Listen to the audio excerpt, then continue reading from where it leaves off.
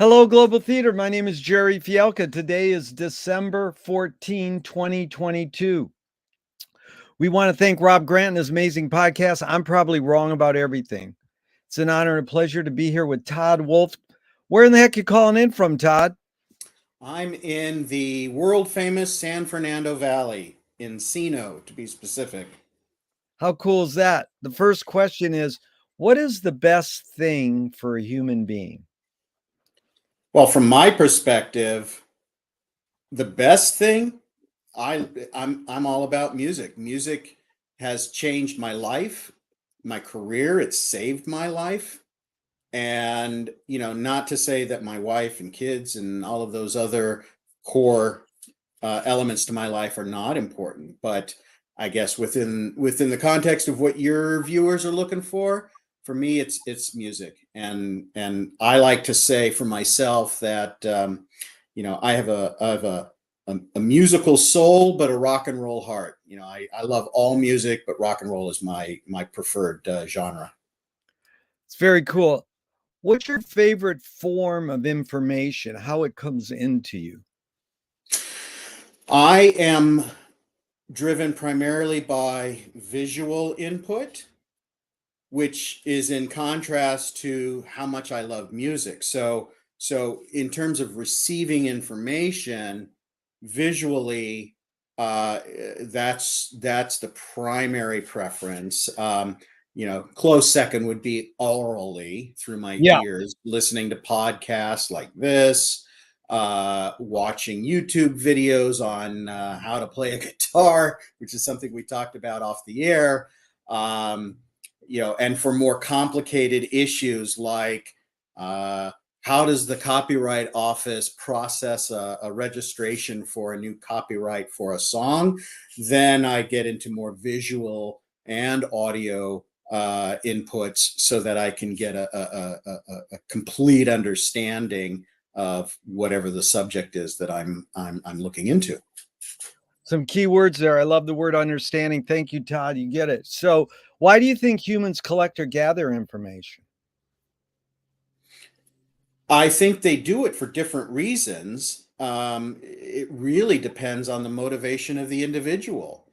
I have friends who are all about wristwatches, and they are motivated by complications in wristwatches, designs of wristwatches. I mean, it's kind of a silly example, but I think it illustrates that point. But I think in a more meta, context, a 30,000-foot view, people, in my view, they look for community, right? They Yeah. look for connection. We're social animals, so people look for connections based upon their own personal interests and motivations. So whether it's wristwatches, music, cars, or whatever, that's what drives them. Um, do you think this need or want to collect information is more innate or more invented?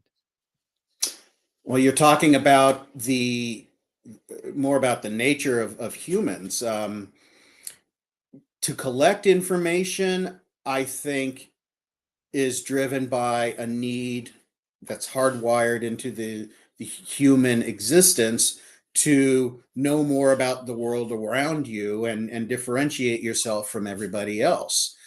From there, it really dives into the personal interests of the individual about how they want to shape their understanding of the world around them.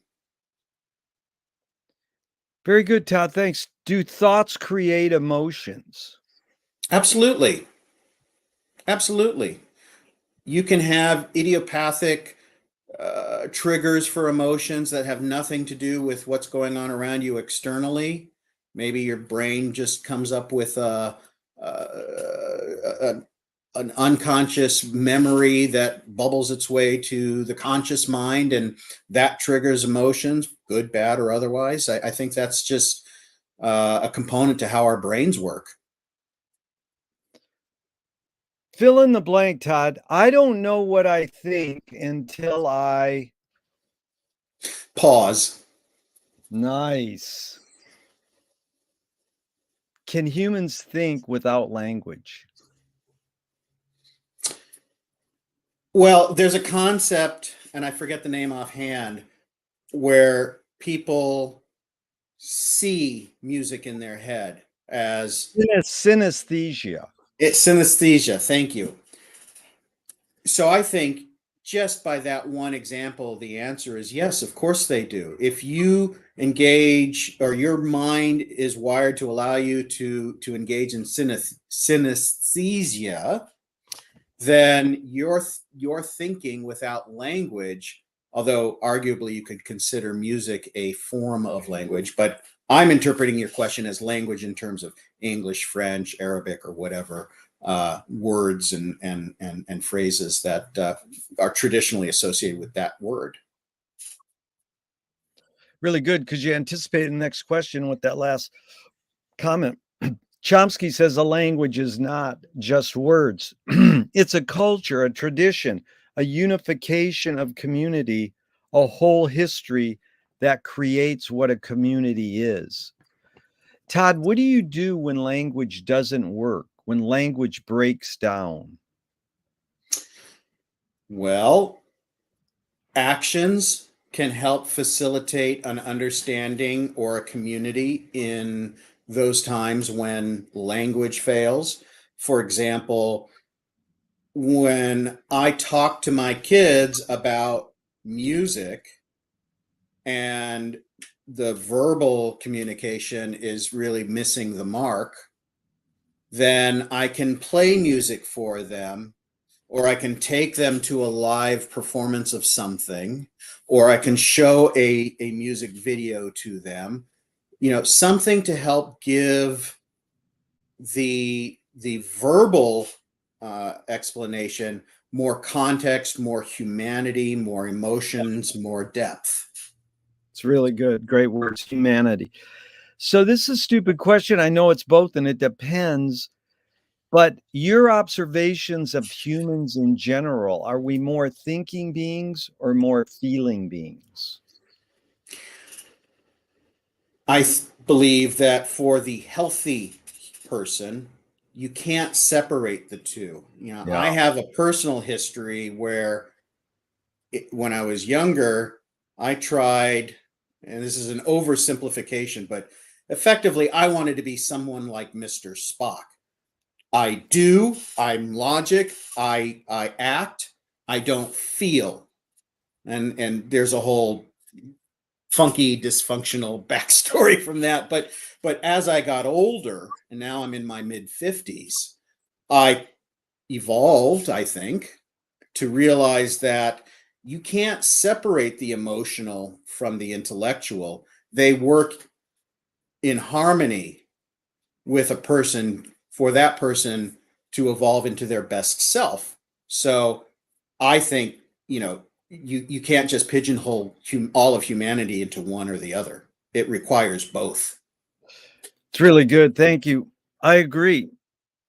Two Oh, good. I got something right. No, it really resonated how I feel, in fact. Alan Turing's asked these two questions in the 50s. First one is thinking a function of the soul? That's a real lofty question. Is thinking a function of the soul? I guess I'd need to know more about how he defined the soul. Yeah. I view for myself, my soul is who I am at my core. It is motivated or developed by all kinds of external inputs: music, motion, lifestyle, interactions with other people. So from that perspective, I think there's an automatic thinking process that takes place. But to dive deeper into that, that's way out of my league. So I'd only be guessing. That's all right. And again, what I'm after in a lot of ways is guessing, intuition, and impulse. So this is good. The second Turing question is, can machines think? In my view, they can't think like we do. Do they have intelligence? Yes. Do they have sentience? Well, that's a philosophical question for debate. I think with all of the issues going on right now with the AI world, and there's lots of discussion about, is AI intelligent? And I'm not sure how the moderators of those discussions are defining intelligence, but do they think? Yes, in a way. Yeah. Do you more pursue happiness or more pursue meaning? Well, let me see if I can put this in some context. For myself, when I was younger, it was about pursuing money because I had massive student loans to pay and other obligations. And so I excluded happiness and meaning in the pursuit of financial stability. You know, I came out of law school with 6 figures of debt. I ended up being very unhappy as a lawyer for a long time because my naivety on that issue um, uh, created that unhappiness.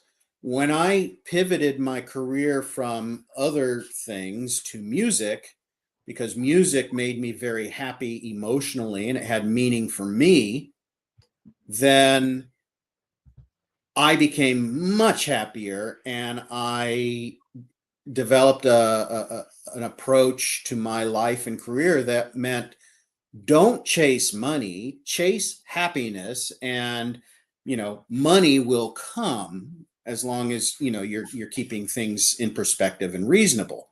And absolutely believe that to be true. I've been an attorney 23 years this year, and I've never been happier or more content in my career than I am right now. Monetarily, I make a lot less money than I did when I worked for large law firms and did practice in other fields of law.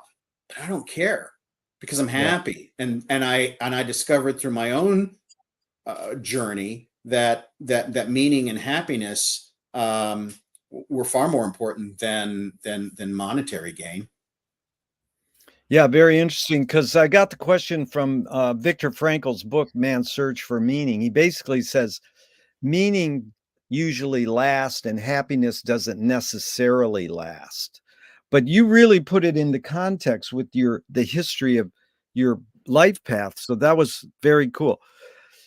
Sure. Does the brain more detect consciousness or create consciousness? Like, is consciousness there bubbling away and we're detecting it, or are we creating it?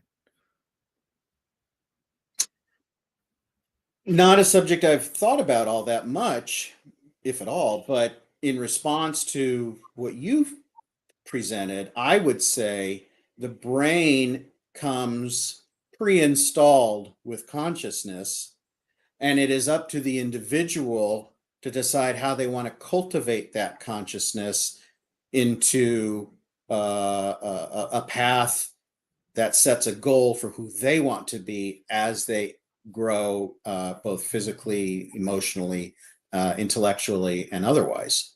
Yeah. Cultivate, what a great word. What's faster, Todd, the speed of light or speed of thought? In terms of measurable speed, there's nothing faster than the speed of light. So I would have to say that. Um, but that's a very interesting question. I Yeah. guess from a more technical perspective, you're talking about how fast do the electric impulses move from neuron to neuron in the nervous system. So I Yeah. don't think that's faster than the speed of light.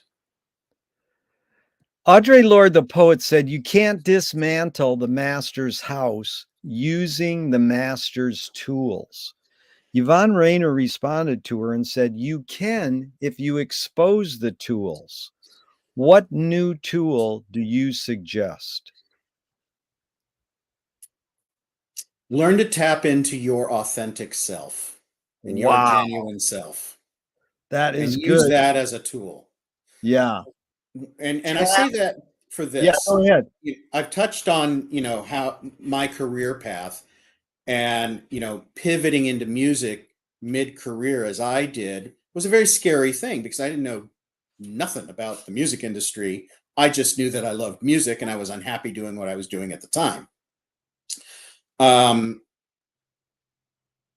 when I did that, um, I had some lunch meetings with some people who are in my office suite, one of whom is a uh, semi-retired a talent agent from William Morris. And we had lunch, and I was talking to him about, well, I don't know. I mean, who's going to take me seriously at my age? I've never interned anywhere. I've never worked for a large entertainment firm, and all of that. And he said, well, you have something that many other attorneys do not, and that is you are you come across as a person of integrity, and you have a genuine character about you where you're not trying to be a grifter, you're not trying to fake it till you make it, you're you, and you tell people up front, this is what I can do, this is what I can't do, and you're not looking to be a hanger on to a celebrity musician or whatever. So use that. And I, in hindsight, see that that was outstanding advice, because that is who I am. It's, being my authentic self, whether it's to my family or my clients or anyone else who I interact with. Um, it leads to a less complicated life because I'm not trying to figure out which persona am I using for this person or that person. And B, it allows me, to use that colloquialism. It allows me to sleep at night a lot better than I would if I was juggling all kinds of inauthentic balls in the air. Boy, you really anticipated the question, but that's two away. The next question is, what new toy do you suggest? What new toy to do what? Yeah, again, you put it in the context you want. It's just like, what toy do you gravitate towards? And you can apply the word new if you want. I'm going to go back to to a word I used earlier, which is community. Yeah. I certainly see in our country at the present time so much fragmentation, and I'm not talking about political fragmentation. I'm talking just about fragmentation of our society as a community. Yeah. We are a community of states, we are a community of cities, we are communities of culture, we are communities of entertainment and relaxation. But in modern life, and I can only speak from the perspective of someone who's living in Los Angeles, which has its own unique identity, and compared to somebody living in rural Iowa on a farm, that's going to look different. But from where I am and from what I see, there seems to be too much fragmentation. It becomes very dysfunctional for what should be a community, and we are stronger as a community. I mean, if you think about what happened after 9/11, the country as a whole came together as a community to rally behind these tragic events and take action from there. That would be an example of what I'm talking about, and that can happen in a local level, in a town or a city. It can happen at a state or country level or worldwide, which would be absolutely fantastic. But I think that new tool is a more generalized concept of community and how we can enhance community and how we can grow a sense of community. Dude, I 100% agree. That was beautiful. What do you worry about when you go to bed at night? The world that we're leaving for our children. I have Yeah. a 12-year-old daughter and a 10-year-old son. And, I want them to have lives that are fulfilling without global issues impacting how they structure their lives. Although I have my concerns that we may be, past a point where some of that is unavoidable. I think there's this notion that everybody's in competition with each other. So I've got a bit of a different perspective. I'm not in competition with the other music or entertainment attorneys in my world, or the other dads in my world, or the other whatever it is that I am in my world. I think, again, that what we do in the here and now should at least take into consideration what that is going to do for us in terms of what we leave for the next generation to build on. Yeah. So I really hope that that's, the direction that we're headed is, let's make sure that we're leaving something good for our children or for the next generation to build on. Yeah. Yeah. American Indian indigenous are trying to prepare for 7 generations down the road. It's like, come on, this is this is a no-brainer. We should be aware of this. Well put. So Marshall McLuhan learned from the poet Ezra Pound that artists are the antenna of the race. And by artists, I mean filmmakers, musicians, painters, poets. They're broadcasting and detecting the hidden psychic effects of our inventions, so we might be able to learn to cope with what we don't like about the inventions. So, Todd, I asked you the question Marshall probed his whole career. Why do we ignore the hidden psychic effects of our inventions, even though the artists, musicians are broadcasting them to us? I think that speaks to the challenge of living your life day to day without really considering the future and how those inventions are going to evolve and be used. I tend to think that there is a far too large segment of our population that lives myopically. So, if we can call on our creatives to address those kinds of issues with messages, not of criticism, but of optimism, that can help change those who are, seemingly limited in their insights, foresights, and what they're doing for the future. Do artists have moral obligation? I don't know that they have moral obligation, but I do think that there are moral limits that are generally set by cultural norms. The Balenciaga controversy right now, with the ad that depicts children as, I haven't seen it, but I understand it's something with a BDSM theme. Is that art? Yeah, it's art.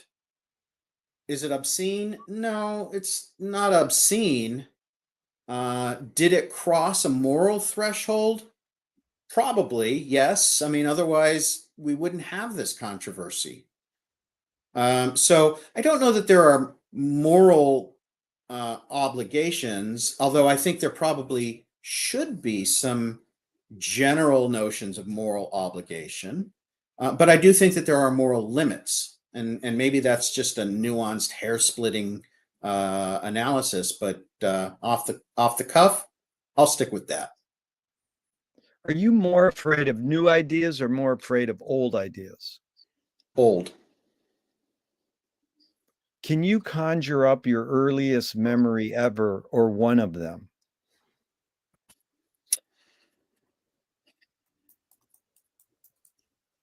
I think one of my earliest memories was a traumatic memory, is a traumatic memory. I was about 2.5 years old, and so this would have been like 1972, somewhere around there. And I was in the back seat of a car with my mom, and it was raining, and we were in a car accident, and she broke her leg. And I remember the sensation of the impact of that car accident. And I remember being in a room, which I can only assume now in hindsight was a hospital room of some sort, where I was looking at my mom and she had a cast on her leg. Fragmented memory, but that's probably one of the oldest memories I have. Is memory more a curse or more a blessing? Depends on how the individual uses their memory. I think it can be both. Yeah. Tell me someone within your immediate family and then outside your immediate family, just briefly, who had an impact on you, kind of like a role model. And what specifically was that impact? So when I was in law school, I was living in Culver City with my maternal uncles. So my mother's two brothers. We were all living in a house together, and I had my own room and whatnot. And I had grown up as a child. I grew up in Sacramento, and it was a fairly, you know, uh, I don't know, normal Yeah. childhood. My parents divorced when I was 10. Things were a little chaotic then.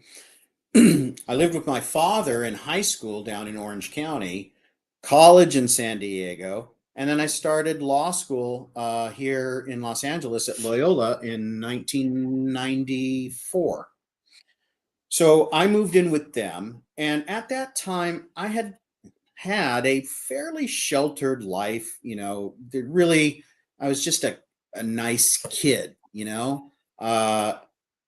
and my uncles, they, they had a much different life leading up to that point. They were both in recovery. My uncle Lenny, as I understand it, he was kind of a mid-level coke dealer back in the 80s. And so there was an edginess that both of them had. His brother, my other uncle Jeff, was a plumber, very blue collar, genuinely good people who engaged in some very self-destructive behavior. But living with them and experiencing some of the activities that they had going on, 12-step meetings that would take place at the house, meeting after the meeting kind of stuff. My uncle Lenny rode motorcycles. Those influences changed me, and I became someone who developed a great interest in riding motorcycles. And so I ended up, having a Harley for some period of time, and I'd ride with his club, which was called Messenger. Well, it's still here, Messengers of Recovery. It's a sober club, but also is at least at the time was a member of the Confederation of clubs, which would include clubs like the Hells Angels and the Vagos and some other one percenter clubs. So that exposed me to a darker, different, edgier side of life, and I think that actually helped me to develop some depth to my character. Working sometimes, just going out with my other uncle Jeff on plumbing runs and things like that. Pardon me while I put my phone on do not disturb.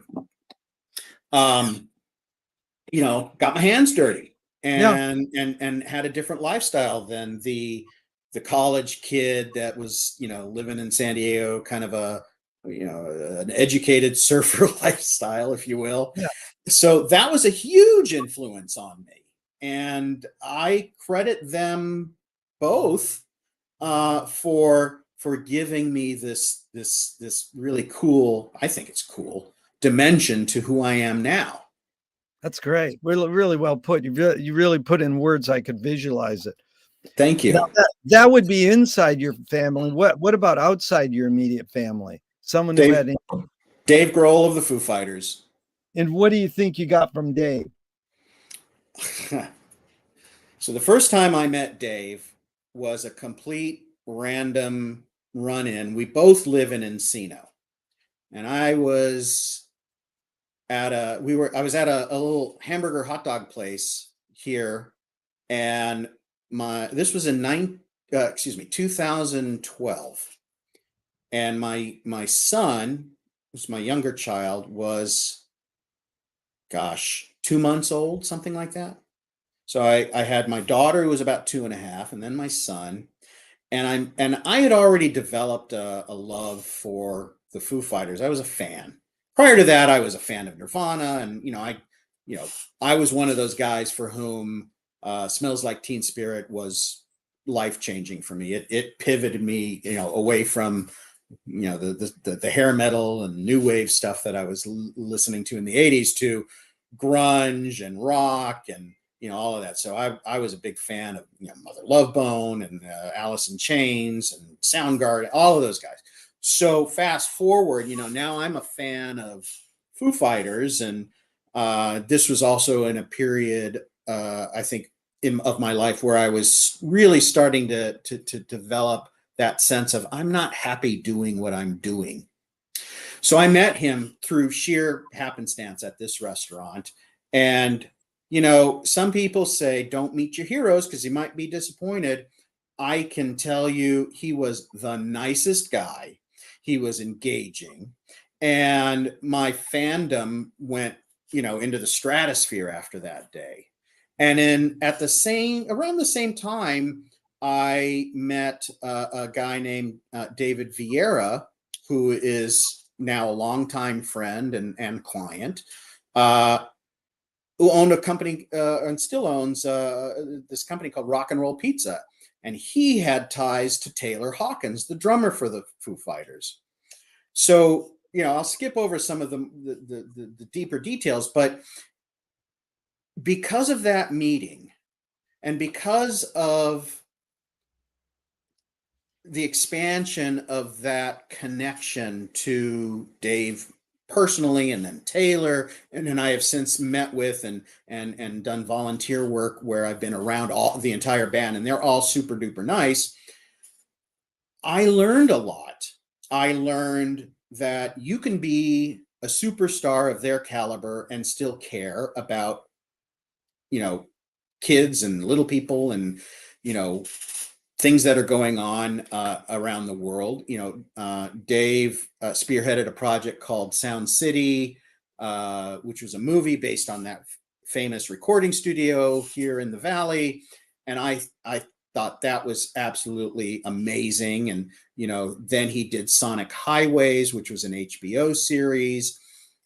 And that actually prompted me to really develop a concept in my head of, all music really is connected, whether it's rock or blues or jazz or hip hop or R&B or sitar music. It's all connected in some way. You can trace it all back to some common roots.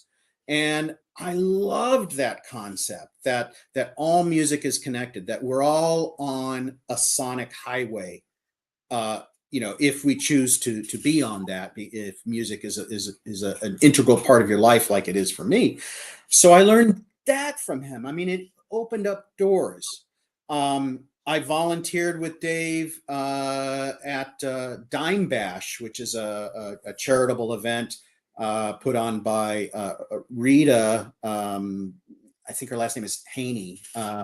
Dimebag Daryl from Pantera. He was tragically murdered on stage, and a few days before NAMM, she would put on this charitable show of just rock and roll guys, heavy metal guys, and I volunteered in 2020 with Dave because his side gig is backbeat barbecue, which a barbecue, he loves to barbecue.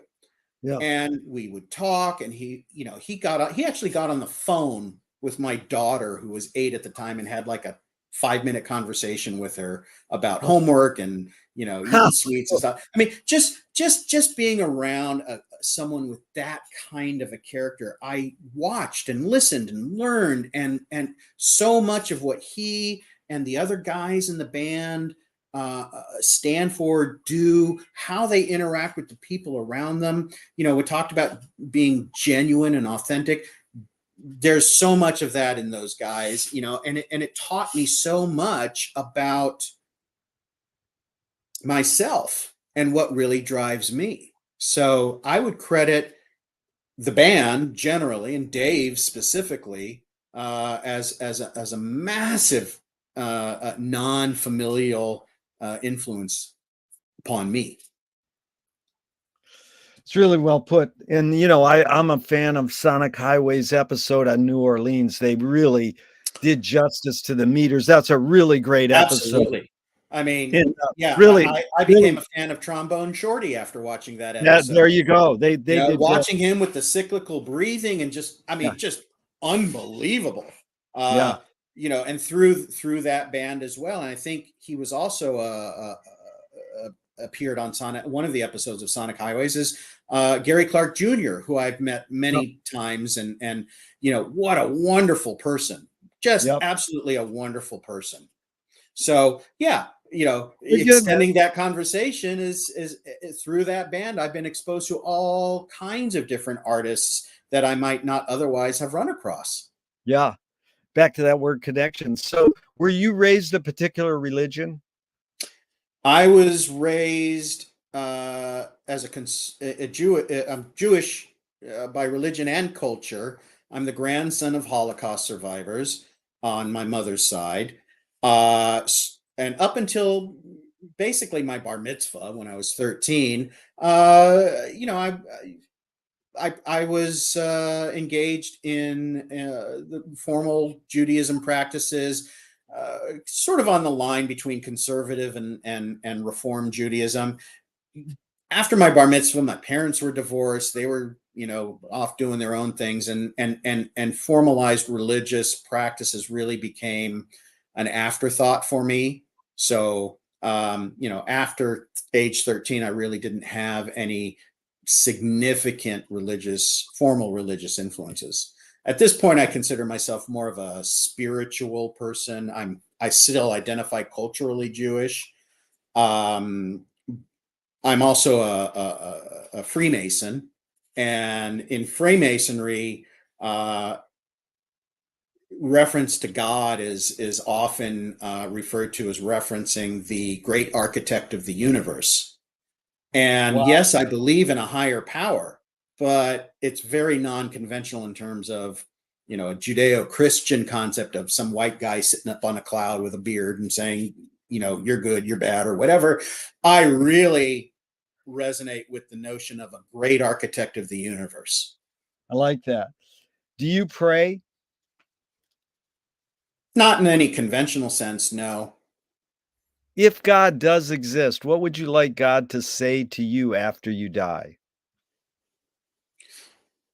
You left more good in the world than there was when you started in the world. That is well put, dude. Do evil people exist, or does evil use people as a vehicle? Good question.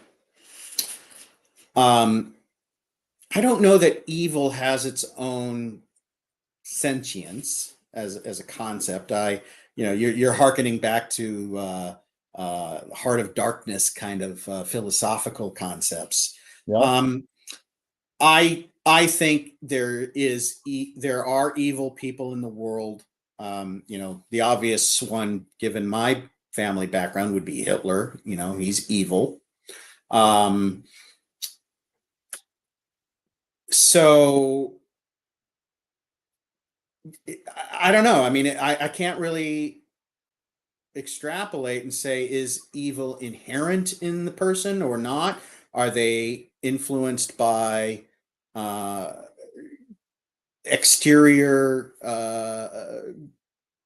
things in their world that push them into those dark places? I don't really know. Well, the hidden question, Todd, really is how do you advise someone to deal with an enemy? And I'll set it up with a few modern thinkers. Alan Watts says, if you acknowledge your enemy, you empower them. Coppola said, keep your friends close and your enemies closer. JFK says, forgive your enemy, but don't forget their name. And Fellini says, I need an enemy. So it's a lot of thoughts. The basic question, Todd, is how do you advise someone to deal with an enemy? But first, how would you respond to Alan Watts? If you acknowledge your enemy, you empower them. I don't know that I agree with that. I think empowerment in that context comes from the individual. Are you empowering them? Well, I think the simple act of acknowledging someone who has created an influence on your life, good, bad, or otherwise, that in and of itself has no power, but it's what you do with it from that point, how you act, how you interrelate with that person. It's good. You can ignore them and treat them as persona non grata in your life. They may have other ideas, I don't know, that will corrupt your plan, but it really depends upon who you are. Are you, do you espouse more of a Zen approach and leave it to karma to deal with that person, or do you want to engage and be proactive in some way to address that evil or whatever it is you want to call it? I mean, it really just depends upon the individual and how they view life. Yeah. Well, Nassim Taleb has this quote that goes, games were created to give non-heroes the illusion of winning. In real life, you don't know who really won or lost, but you can tell who is a hero and who is not. I told someone that and they said, well, villains don't think they are bad. They want control. Heroes want freedom. And it reminded me of Gregory Bateson, the anthropologist, said when a criminal gets caught, they could go, well, I did something morally or socially wrong, or they could be going, hey, my criminal skills weren't up to snuff that day. I got caught. So the bottom line question this comes to is, does punishment work? Depends on the individual. Yeah. If someone has lost their perspective on life and commits crimes and gets caught, well, then for them, punishment in the form of incarceration or fines or whatever, that may be a triggering event in their life to exact change as they go forward. For others who have different moral centers or ethical development in their lives, punishment may not work for them. They may view punishment simply as another wrong that the world has put on their shoulders. And so they,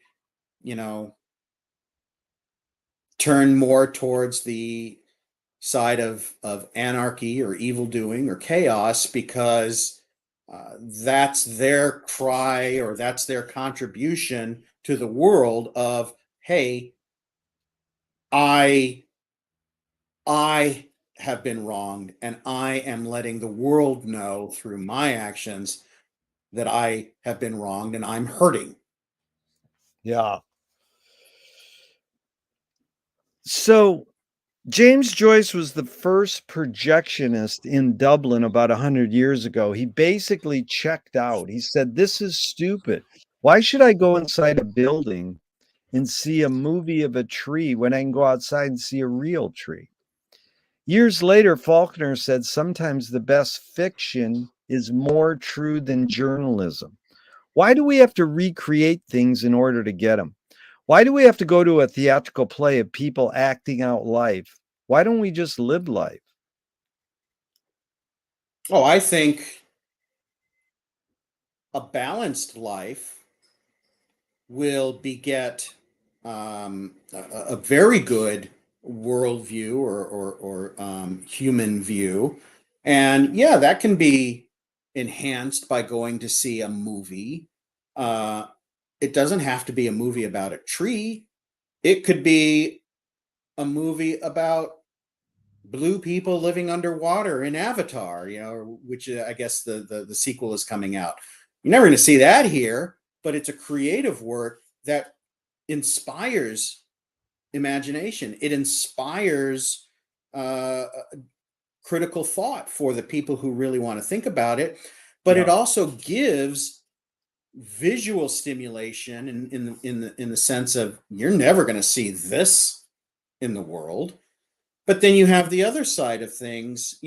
Lately I've been really into a lot of documentaries about space or places in the world that are a part of our collective humanity that I don't get to see here in Los Angeles. So when used properly as a tool for the development of yourself as a human being, I don't see anything wrong with going to a movie. Now you can go to a movie and the sound systems are of such high quality that you feel things, and that triggers more deeper emotions. Or you've got IMAX movies that look just absolutely realistic, large, or even larger than life. And all of that stimuli will, I believe, help inspire, help someone understand if the movie is about a topic of interest to them. Maybe they're suffering some kind of a problem. You've got what's his name in that new movie, The Whale, Brendan Fraser. That could be a very inspiring movie. The Violinist, or no, I'm sorry, The Pianist, the movie with Jamie Foxx. Wonderful movie. There was, Schindler's List. I mean, these kinds of things have all kinds of benefit, in my view, to an individual's existence in this world. So I don't agree with that first quote. Yeah. That was well put. Listen, Todd, you sort of told us the history of how you went over from practicing law to practicing specifically music law. But what was the tipping point early on that made you pursue being a lawyer? Like, did you go to college right off the bat to be a lawyer? And where in your life you see what law is and you go, that's what I want to do? Just explain that route a little. So I graduated college in 1992, and I had a degree in history, and I had my minor was law and society. One of my professors there, who was a big influence, his last name was, I think his name was Peter Irons, and he wrote a fabulous book about the Japanese internment phase in World War II here in the United States. And I became fascinated more generally with legal issues at that time, but I didn't have a desire to immediately go to law school right out of college. I ended up graduating, and I started filling out applications for law schools around that time. And I remember just being filled with anxiety, just filling out the applications. So I made a decision at that point to take a year off, go get a job, and figure out what my next step would be. I ended up being hired by Cigna Healthcare. And ultimately, when I started law school, Well, let me back up. I worked in a couple different departments. First, down in Orange County, where I was living at the time, and then when I started law school, I continued to work for Cigna, but at their corporate office up here in Glendale.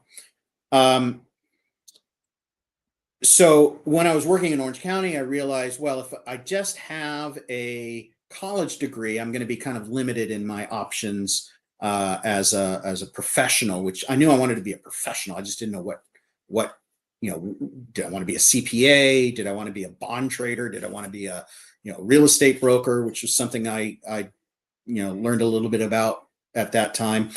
But ultimately, I decided that the most versatile postgraduate education or degree would be a law degree, because even if I didn't want to be a lawyer, the education and going through the process of learning how to think like a lawyer and analyze like a lawyer, there was value to that. When I was in my first year of law school, and I went to law school at night and I worked during the day. And when I first started, I was still working for Cigna Healthcare.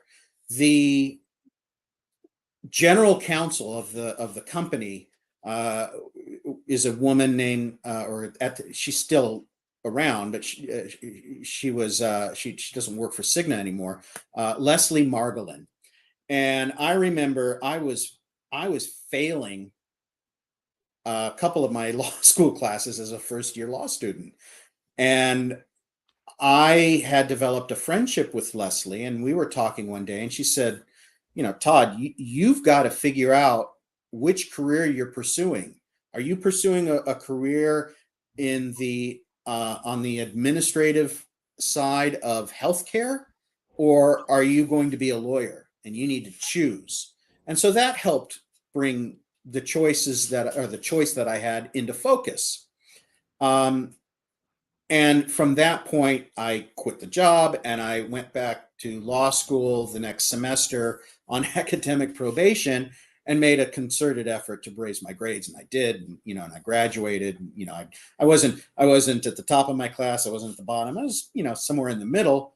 And that put me on the path to where I am now. Really cool. Let's jump into music now. What's the function of music?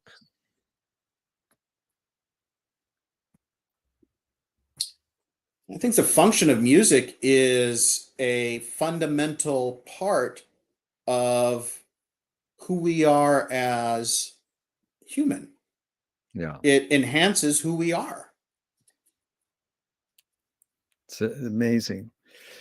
My friend says the 3 T's of music are technique, theory, and taste. You can learn the technique, how to play. You can know how the chords and what the theory is behind the music, the structure. How does one acquire taste? Practice, repetition, and evolution that is born from that practice and repetition. McLuhan has an interesting line. I would love to hear your just basic reaction. He said, song is slowed down speech. The reason cultures have different musical taste is ultimately connected to language difference. Any comment? Don't agree with that. You're pigeonholing an entire culture or population in a country.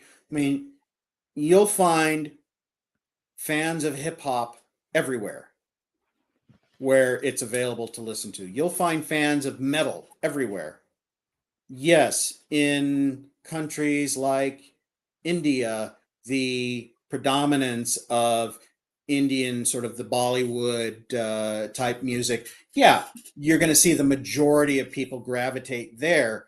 But for those individuals for whom music is a significant factor in their lives, I think it is a natural progression for those people to, especially now in the age of the internet, to seek out different genres and listen to them and see, do they fit in or resonate with who they are?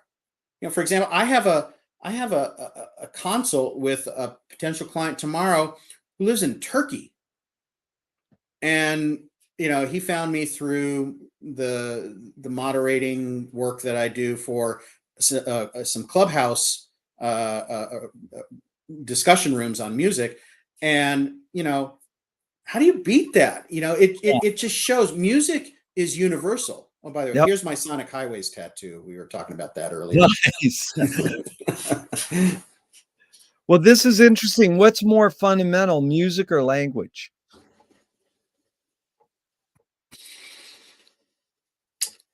Well, that makes me think of human beings starting before written history. They communicated with storytelling and song. So that evolved into written language, going from pictures and storytelling and music to written language. And so how do you say, looking back on that, this language is more important than music, or music was more? I mean, they worked together to bring us where we are now. So they're both fundamental. And I'm not even going to try to attempt to say, well, that's 40% of the fundamental and that's 60%. I mean, it doesn't work that way. Well, what do you think the motive of the cave artist was? And indeed, the funny thing is we have documents of cave art, but we don't have documents of cave music or cave dance per se. Right. But your hunch or your guess, what do you think the motive of the cave artist was? To put emotions triggered by life experiences into something tangible that others could see, along with that message of, I was here and this is what I did. Yeah. Todd, what's more important, conviction or compromise? Good laugh. I think, you get it. We're trying to have fun here, but you can take it various ways. Yeah, I mean, look, anybody who's been married for a long period of time is going to understand that compromise is essential to a successful marriage. Okay. But just as important is, if that marriage is going through a rocky period, you have to have conviction to see it through if you want the marriage to succeed. Yep. So from another perspective, I mean, I had, 6-7 years ago, I had the conviction to change the focus of my work to music. I had to make compromises financially, time commitments, my knowledge base. So depending on the perspective, again, these philosophical concepts all interact with each other. If you become solely focused on conviction, that may not produce the result you were hoping for. If you're solely focused on compromise, you may end up, in a similar way, because all you've done is compromise, and you've never taken a stand based upon your convictions to move forward in a direction that you are convinced you need to go. So depending on what's at issue, they're both important. Yeah. Yeah, that's actually a lawyer friend of mine. That's my oldest question that I got from Christine McKenna. And it took 25 years before someone said, what's more important, conviction or compromise? The guy said, it depends on what you mean by important. Yeah. He totally shifted the emphasis. So that's really, you're a comprehensivist. You're getting the big picture here. So it's interesting because Utah Phillips, a great folk singer, labor activist, said, anarchy is making rules for yourself and not other people. Who's entitled to make the rules? About what? Well, let's just say, in general, who's entitled to make laws and rules? If you're governed by principles of community and humanity, then you make the rules and float that balloon to the community to see if those rules need to be modified. If you're talking about rules of your personal life, you get to make them. I want to live here. I want to date this kind of a person or not date this kind of a person. It really depends on the perspective from which you're answering the question. Yeah. What's the difference between rights and responsibilities? In this country, we have fundamental rights to life, liberty, and the pursuit of happiness. How does that interact with responsibilities? Well, I had the right to get married. I had the right to have children. I now have responsibilities for those children based upon my moral convictions. So maybe that's the answer. Yeah.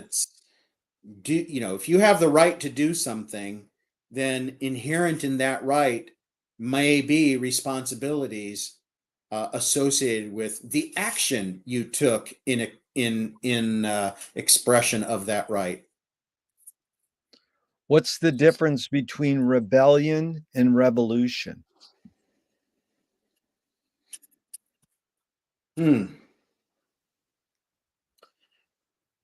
Rebellion often takes on a negative connotation, and revolution a positive connotation. That's not hard and fast. I mean, it's contextual and all of that. But I think rebellion comes before revolution, because revolution to me implies a wholesale restructuring of whatever the rules, guidelines, or Yeah. structure is of the thing that you've revolted against. Yeah. Yeah, it's like rebellion is, there's something wrong, and revolution is I know there's something wrong, and here's a plan B. Here's another re-evolution. Yeah. Here's a pop culture example of what I mean. I mean, I just finished watching that Disney series called Andor, and it talks. It's a Star Wars series, and the rebellion going all the way back to the 1978 original Star Wars movie. Rebellion was the good thing. Well, once the Rebel Alliance succeeds, that's revolution, because they get to restructure the entire scope of governance that was established by the Empire. I mean, Yeah. it's kind of a silly. It seems a little silly or immature for me to refer to Star Wars to explain, but I think because it's such a popular franchise, it makes sense to explain it that way. Well, it's how George Lucas studied Joseph Campbell and learned, myth in The Hero with a Thousand Faces and regurgitated it. So, yeah, that was, John Basil Barnhill said an amazing thing. He says, where the people fear the government, you have tyranny. Where the government fears the people, you have liberty. And in 2005, the film V for Vendetta paraphrased the quote and said, people should not be afraid of their governments. Governments should be afraid of their people. How do you personally handle false fears? For example, the war on poverty or the war on terrorism, or prime one is like the war on drugs. Well, you can't have a war on drugs because drugs don't fight. And you can't say no to drugs because drugs don't talk. So, Right. you know what I mean by false fears. How do you personally handle these false fears? knowledge, seeking information from reasonably objective sources rather than unreasonably biased sources, Yeah. critical thinking, and coming to my own conclusions that are based upon that information, along with my own moral center on that issue. Yeah. I love critical thinking. You've used that word phrase a lot, Todd. I appreciate that. I think it's a And lost art, frankly. it's an art that we have to practice at and be aware of, you know. If you Um, want to make an intelligent statement on any particular issue, I think that requires obtaining information that is reasonably objective, and it requires not only getting that information, but thinking about that information, comparing it with information that you've obtained from a different source, and coming up with your own conclusions about what that all means to you. yeah. And it's constantly in flux, so you got to be versatile. But Pascal, the philosopher mathematician, says in order to understand anything, you have to know this end of the spectrum and that end of the spectrum and everything in between. So it's like, you know, connecting the dots and studying the patterns. So, I can't Todd, disagree with that. yeah, you've accomplished a lot. How do you rate these three elements in your accomplishments? Luck, skill, and ambition. What played the biggest role, second and third? I think ambition was probably first, skill second, luck third. Good. A poet said that poetry is outing your inner dialogue. What language is your inner dialogue in? Say that one more time, because my mind Well, sort of went off at yeah. the very beginning because of something you said. Yeah, well, we all have that sort of inner voice. What language is your inner dialogue in? I think it starts from the concept of what is the balance, and then the language is based upon, I mean, other than English, the inner monologue would be English, but the I think the real answer to that question is, what is my goal? Where do I start from in the middle, and where am I moving my, you know, philosophical? Which end zone am I moving my philosophical football towards? And Yeah. then try and analyze from there. Is perception reality? For the individual, yes. Objectively, maybe. Yeah. Two of my hero, two of my film heroes have this mantra: ignore yourself. There is no self-expression. In fact, the jazz pianist Cecil Taylor says, I'm just a vehicle and this stuff just comes through me. I know it's both and it depends, but just a jumping off for discussion. Is art making, music making more self expression or more you're a vehicle for whatever technology, cultures, and environments are dominant? An individual's expression is shaped by the world around them as well as their own internal analysis. So I would say more generally, for the creative who says, I'm just a vehicle for what comes down from the great architect of the universe and flows through me. I don't really, I don't embrace that approach. I don't think that there's, that kind of an influence, divine influence, some might say. But certainly,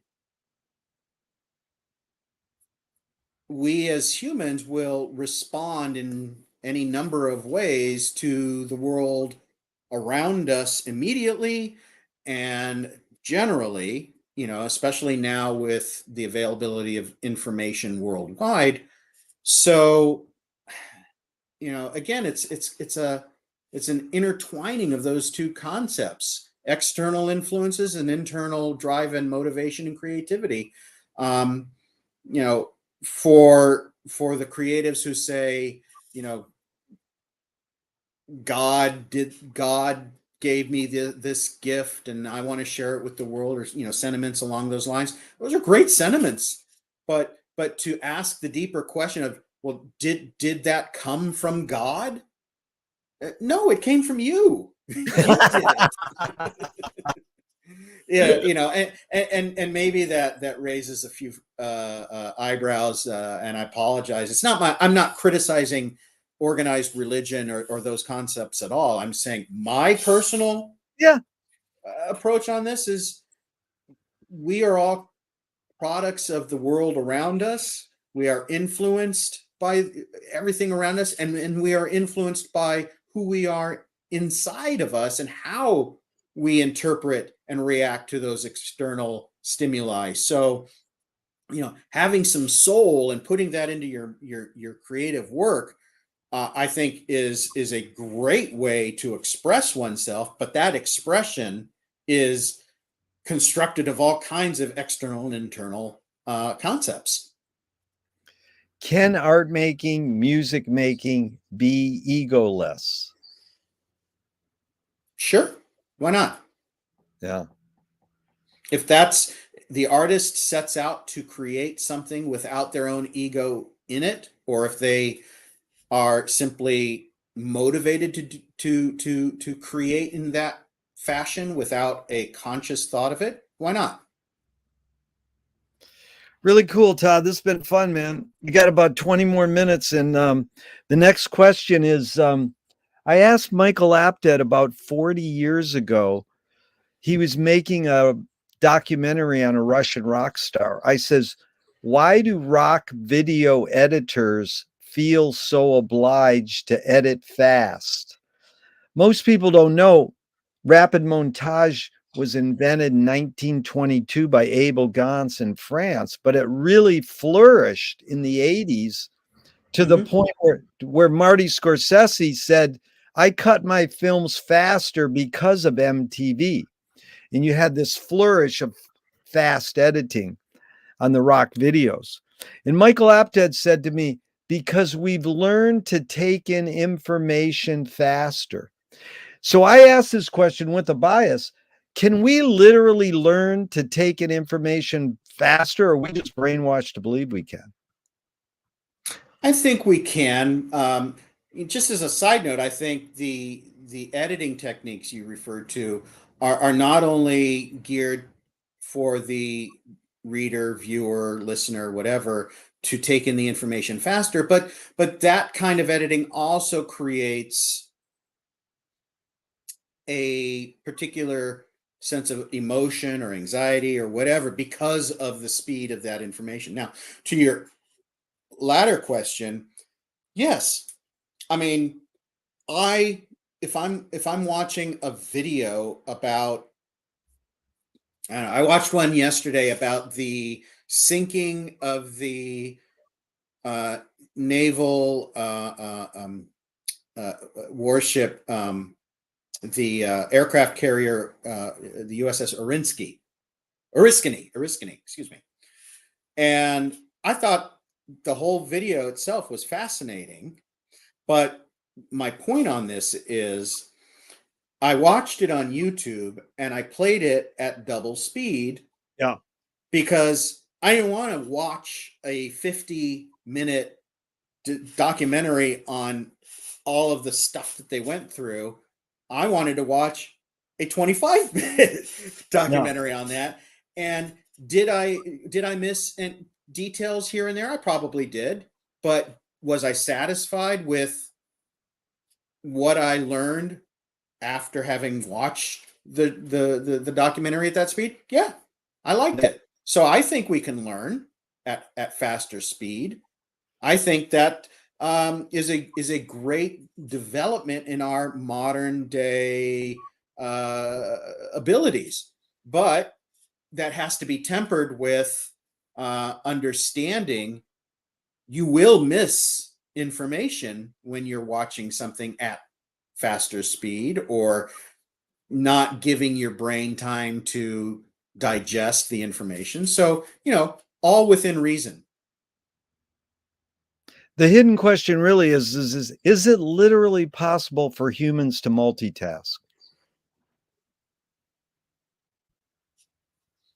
Well, I think we do that already in a very practical sense. I've got my phone over here and I see it blinking with stuff, and I'm talking to you, and then there's other things that are going on in my computer. So I think the answer to that is yes, but the real trick of the issue is, do you know when you should not be multitasking? Yeah. Great example, very clear example of that would be driving a car. Yeah. Tell me, Todd, please, one major element that's stayed the same and one major element that's changed in being a lawyer for 2 decades plus.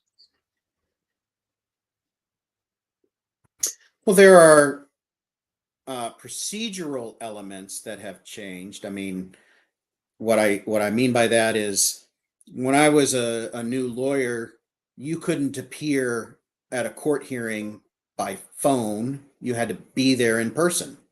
Now, not only do we have phone, but we have video. Um, Similarly, I can, there used to be attorney service companies. There still are, but they would come to your office every day to pick up the papers that you wanted filed at the courthouse. And now everything's done electronically. In terms of how the law evolves, that hasn't changed. Laws are made in two ways. Laws are made by legislation. So our Congress, state, federal, or local governing bodies create laws, and laws are also created by court rulings. That hasn't changed, nor has the way laws evolve. And what I mean by that is, what I have seen in my limited time as an attorney, relative to what we've done as a society in building a body of laws, it's like a pendulum. Laws on one issue will be trending towards a conservative or liberal characteristic, just by way of example. And then, when that sort of that trend runs its course, and problems that originate or come out of that trend rise to the level of triggering change, then that pendulum starts swinging the other way. So I see that ebb and flow, or cyclical yet ongoing evolution of the law as unchanged. Really well done, man. You're so articulate. I appreciate this. In Moshe Feldenkrais works with healing and movement. He says it's literally possible to identify a weakness and incorporate it to become a strength, rather than we're normally taught to overcome a weakness. Tell me a weakness you turned into a strength. So in my 40s, I was diagnosed with mild to moderate inattentive based ADHD, which has since been revised to a diagnosis of executive function deficit. And what that means, just contextually and in a very simplified way, is I can see where I'm starting at, and I can see the goal I want to get to. But if the beginning is point A and the ending is point Z, I get all tripped up between points B and Y. I don't have an easy time organizing that. And when I was younger, I had coping mechanisms that I would use, like pulling an all-nighter, or the consequences weren't as big. So if I was doing poorly in a class, I could ask for more time to redo a test or a paper or whatever. As I got older and I had more and more responsibilities in life, I'm in law school, I'm married, I have kids. That coping mechanism of, hey, I've got all this extra time that I can use to compensate for, procrastinating or whatever, getting distracted by other things. That didn't work anymore. And ultimately I crashed and burned and did a really dropped the ball on a case I was working on. And that was my low. So I started a lot of diagnostic activities with a therapist who specialized in treating professionals with ADHD, and I learned techniques that were far more far healthier than what I was doing before. And I also started taking different medications to see if there was any alleviation of these issues. I tried Ritalin. I didn't like that at all. Or no, I'm sorry, not Ritalin. Whatever the other one is, Adderall. Oh, yeah. Didn't like that. Didn't work for me. And ultimately, it was an extended release Ritalin product that really, for me, cleared the window. Whereas before I'd be looking through, it was like looking through a dirty or opaque pane of glass to the goal on the other side. That really helped clear the window so that I could see and focus and really drill down into the steps that I needed to take to complete that task. So that weakness of executive function deficit or ADHD, in my view, became a strength because I learned healthy coping mechanisms to work with it, and B, I lost that shame, fear, or embarrassment of the condition and became very comfortable talking about it like I am here. Yeah. And going back to the, authentic self comments that I made, when we first started our talk today, that's part of, that the journey that I've been on to achieve that authentic sense of self. So I don't have shame over it. I feel that at least for now, I have achieved great success originating out of this weakness. And I'm still, I work on that every day. Yeah. Appreciate that. How do you find peace of mind? Music. Yeah. And the ocean. I love going to the beach. It's one of the reasons why I absolutely love going to the Monday meetings where you and I met, because it's right there in Malibu with the beach across the street. And, I'm a Southern California native. I was born in LA. I went, I told you I went to school in San Diego, and I've, for most of my life, I've always lived within a very short drive to the water. So that's a very, very important component to my life for peace of mind. Music, without question. I mean, if I'm dysregulated or off the rails or whatever, I can put on some music, and I don't care if it's whatever I'm feeling at that time. It may be Leadbelly, it may be the Beatles, it may be Led Zeppelin, Depeche Mode, Nirvana, Foo Fighters, whatever I'm feeling at that moment, that will take me away and really help for me to get back to center. Beautiful. Todd, if you were walking down the street today and you met yourself as a 12-year-old, what would you say to your 12-year-old self? Don't be afraid to fail. Oh, that is some wise advice. Which way should toilet paper come off the roll, over or under? Over. Why? I saw the original patent design for it. Dude, I've said for 25 years, I've said, well, 80% of people say over. And I says, well, you're right, because patent design is over. But the 10% who say under have their reasons. Now ask me, do I really care? No. Well, this is a great follow-up because this is 5 quick Alan Watts questions off the top of your head in Okay. just a few words.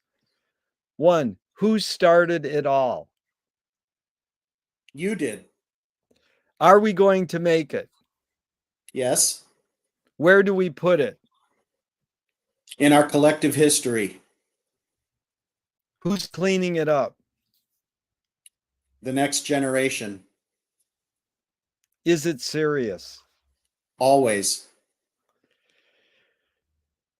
Can you forget? Well, that's Alan Watts. You did great, man. We just got a few more here and we're out of here. This has really been fun, Todd. Oh, this is great. Yeah. Look, I was expecting legal questions, and so I'm like, wow, okay. No, this is really enlightening. Can you forget to die? Yes. Oh, that is great. If a publisher was to release your autobiography off the top of your head, what would the title be? You did what? They want to scent the glue in the binding. What smell? I don't know, sea spray or something like that. Ocean. Yeah, the ocean. If a statue was built in your honor, where would you want it displayed and what would it be made of? Oh, wow. It would be made of something that people could write on to express themselves. Oh, nice. That is beautiful. Where would it be? I don't know. I'm an LA native, so in LA, maybe God. I don't know, you're in Venice Beach, and when I was in law school, I used to love to go down to the Cow's End and study, or I'd go walk on the boardwalk and watch Harry Perry doing his thing, or the Hey, guys. on the boardwalk, like a chalkboard on the boardwalk's a pretty dang good idea. I love that. Yeah, I Yeah. like that idea.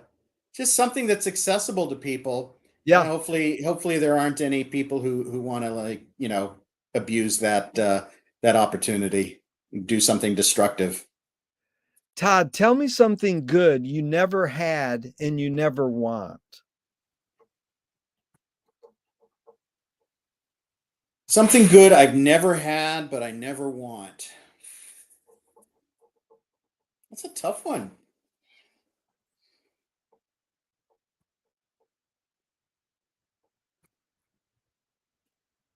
Celebrity status, I suppose. Yeah, the I- three Go answers ahead.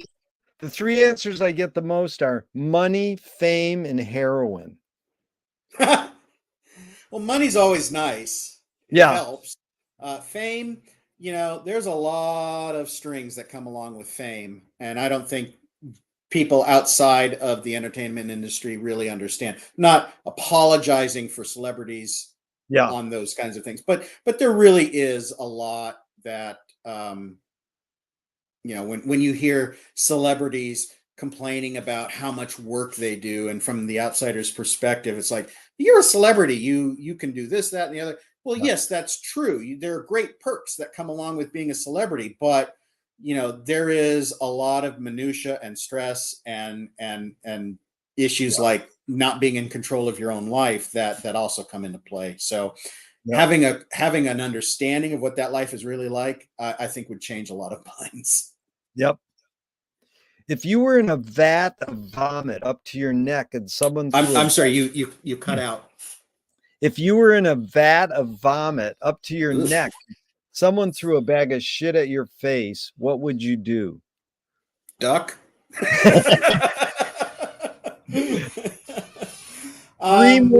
Three more and we're out of here, Todd. What's the cultural shift you see developing today that inspires you?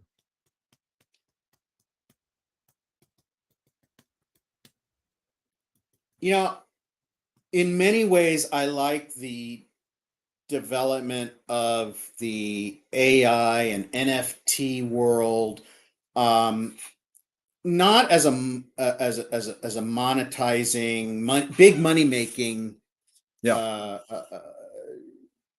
industry, but really I like its concept in terms of what it can create, what people can do with creating in those areas. It seems as if that is a next step in the evolution of our humanity to expand the mind and create new avenues of creativity. But as with all new things, there's always a downside, and you want to move intentionally with clarity and with perspective, so that you don't fall into any traps that might be unknown with that particular technology, that really causes a negative impact in lives. But from the more optimistic perspective of what can it do to facilitate new levels of creativity, I love that shift. Yep. Thornton Wilder said in 1928, art is confession. Art is the secret told. But art is not only the desire to tell one's secret, it's the desire to tell it and hide it at the same time. Sure. You've laid your cards on the table for 90 minutes. I'm not insinuating you haven't already answered this. What's it really all about for you, Todd? Well, as I said earlier, I stopped chasing a paycheck or money and started focusing on my own personal happiness and satisfaction with who I am as a person and an attorney. I have other opinions about my personal life as a father, as a husband, as a brother, as a son, and all of that. But as for the face of who I am to people outside of my inner circle, it would be, I've laid myself bare in terms of very unhappy in my prior practice and focusing on general business and construction law. Not that I disliked it, but it wasn't fulfilling to me. And I was doing it because I kind of fell into it as a young attorney and really didn't know any better. And it took getting into my my mid to late 40s and into my 50s before I grew up and figured out, hey, when people told me when I was younger, it doesn't matter what you do, just do something that makes you happy. That's, you know, that is a piece of advice that is deceptively wise. It's really cool. So, you know, I don't fault myself because I didn't figure out what I wanted to do until I was in my 50s, but I'm not going to regret it. You can't regret it. You can't turn the clock back. You can only learn from it. And if you're really on your game, you can pass your knowledge on to the next generation. I want to pass these ideas on to my kids and teach them so that, as they go through their lives, they can learn from the mistakes and successes in my life and apply it to their path. And maybe they'll avoid them and move a little further along a little faster than I did, which might end up bringing them a greater degree of satisfaction in their lives that I may or may not ever achieve. Yep. Very generous. Great spirit you have, Todd. The last question is, what gives you the most optimism?